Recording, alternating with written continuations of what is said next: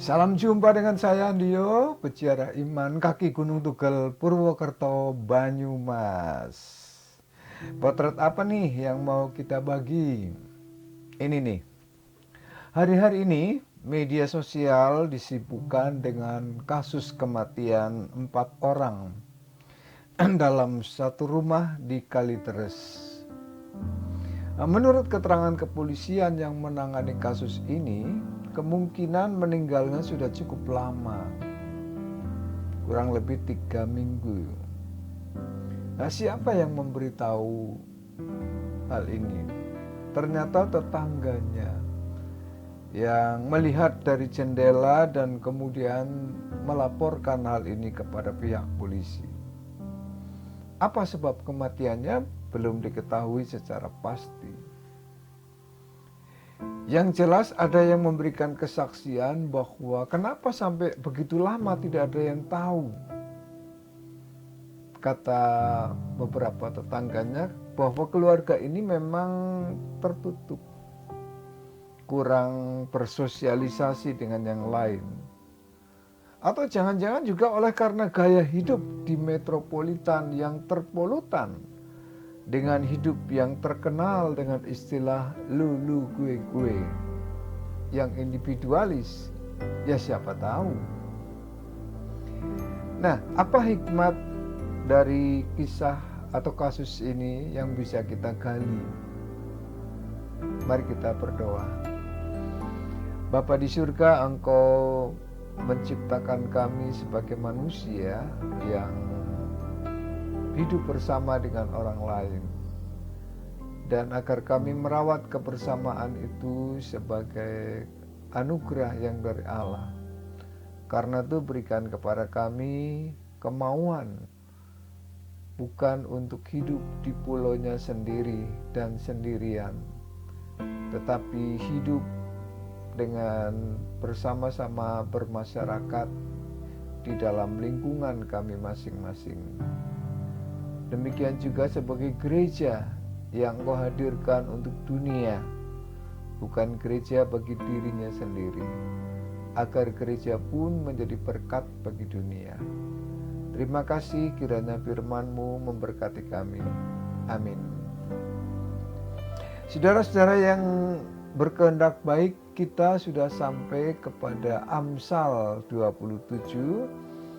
Dan hari ini kita akan merenungkan ayat yang ke-10 yang berbunyi demikian. Jangan kau tinggalkan temanmu dan teman ayahmu. Jangan datang di rumah saudaramu pada waktu engkau malang. Lebih baik tetangga yang dekat daripada saudara yang jauh. Saudara-saudara, fenomena modern masa kini adalah adanya mal, pusat perbelanjaan, tos serba yang raksasa, supermarket yang ada di mana-mana. Dan hidup di komplek-komplek perumahan, di apartemen-apartemen yang tinggi, di perumahan dengan tembok yang tebal dan tinggi.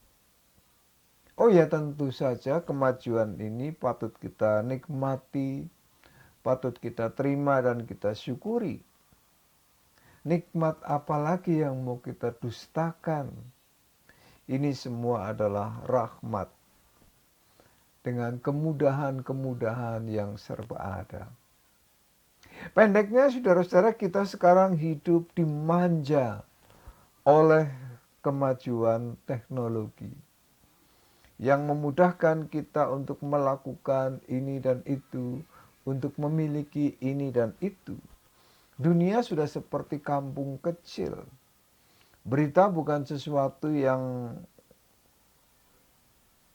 akan terjadi, tetapi sesuatu yang sedang terjadi. Bukan sesuatu yang sudah terjadi, ya, tetapi yang sedang, bahkan yang akan datang pun sudah mulai diprediksi. Nah, ini kondisi keadaan, konteks kita semua. Tetapi di samping kemajuan-kemajuan dan fasilitas hidup yang banyak menolong kita, yang patut kita syukuri, perlu juga disadari dampak-dampak negatifnya. Karena dengan adanya kemajuan-kemajuan itu, tanpa disadari, kita juga dibawa di dalam corak gaya dan cara hidup yang disebut konsumtif, hedonis, dan individualis.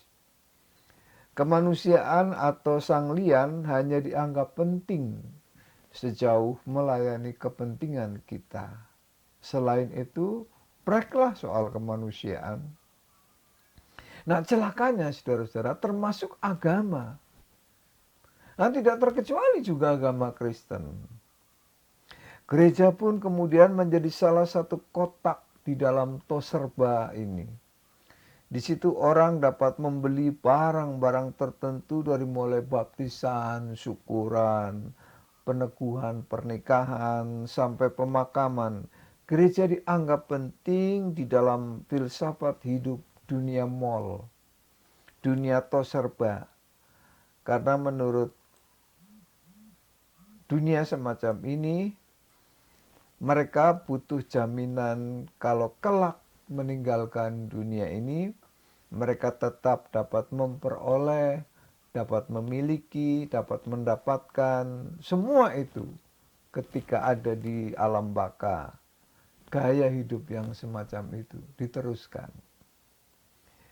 Doa pun saudara kadang-kadang dipakai untuk memaksa Allah. Mungkin kita pernah mendengar seorang artis senior yang ketika dalam pilkada dia berdoa dengan penuh semangat, ya Allah, kami mohon ya Allah, kabulkanlah doa kami, menangkanlah calon kami ya Allah, sebab kami khawatir. Kami khawatir ya Allah, jika Engkau tidak memenangkan kami ya Allah, tidak ada lagi yang menyembahmu ya Allah. Kami khawatir ya Allah, tidak ada lagi yang menyembahmu. Nah saudara-saudara, itulah gaya hidup yang juga dibawa ke dalam ranah agama termasuk gereja. Nah di samping, di tengah-tengah gaya hidup semacam inilah, nasihat pengamsal ini menjadi sebuah tantangan bagi kita. Kata pengamsal, jangan kau tinggalkan temanmu dan teman ayahmu. Jangan datang di rumah saudaramu pada waktu engkau malang. Lebih baik tetangga yang dekat daripada saudara yang jauh. Saudara-saudara, kita dipanggil oleh pengamsal untuk menjaga, merawat relasi sosial dan komunal. Di tengah-tengah hidup yang konsumtif, ngumpulin ini dan itu. Di dalam sukses karier kita, saat dapat bonus banyak, pengamsal mengundang kita semua untuk mengingat sahabat kita. Jangan tinggalkan, jangan lupakan temanmu. Kalau toh tidak bisa ketemu, doakanlah mereka. Kita tetap bisa mendoakan. Paling sedikit kalau ketemu, berikan senyummu tanpa bonus sinis. Karena toh senyum itu tidak mengeluarkan biaya besar, tetapi bisa membahagiakan orang lain. Orang yang menerima senyum membawa dampak yang berarti. Bahkan pengamsal mendorong supaya jangan lupa bukan saja teman, tetapi teman ayahmu. Artinya ingat sang lian, lintas sosial, juga lintas generasi. Teman ayahmu yang mungkin sudah purna karya, bahkan mungkin juga sakit-sakitan. Jangan memutus relasi hanya karena beda generasi.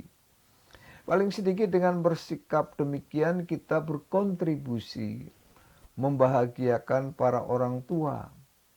Apalagi bila teman ayah kita artinya kita ikut membahagiakan ayah kita.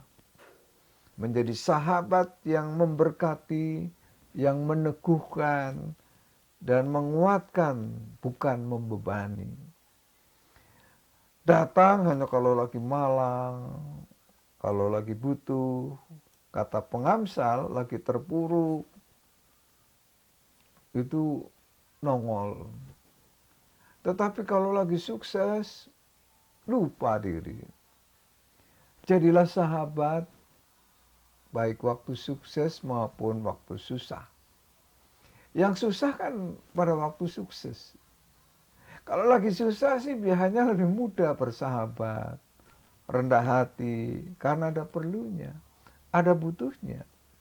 Nah, pengamsal mengajak kita di segala cuaca, di segala tangga kehidupan. Bahkan kalau sukses, gunakan suksesmu untuk mensukseskan sahabatmu yang belum sukses. Itulah kesuksesan sesungguhnya. Kesuksesan sejati. Bukan sukses untuk diri sendiri saja. Toh kesuksesanmu untuk membantu mengangkat kesuksesan orang lain tidak akan mengurangi kemuliaanmu, kesuksesanmu. Kalau lagi punya, ajaklah sahabatmu untuk menikmati apa yang kita rasakan.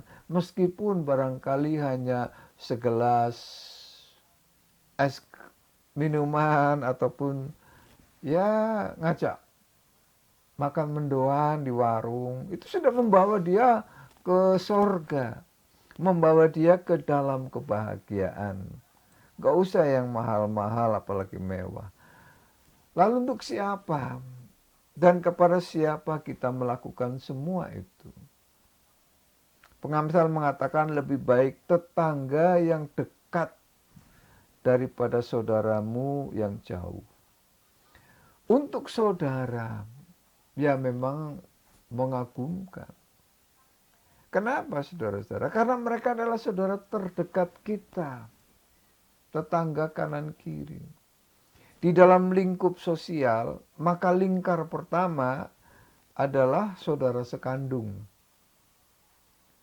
Mungkin serumah, tetapi di samping lingkar pertama, kita memiliki lingkar luar, yaitu para kerabat, tetangga,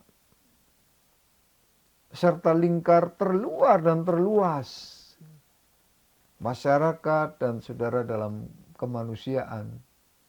Bahkan meskipun beda agama, semua orang yang kita jumpai.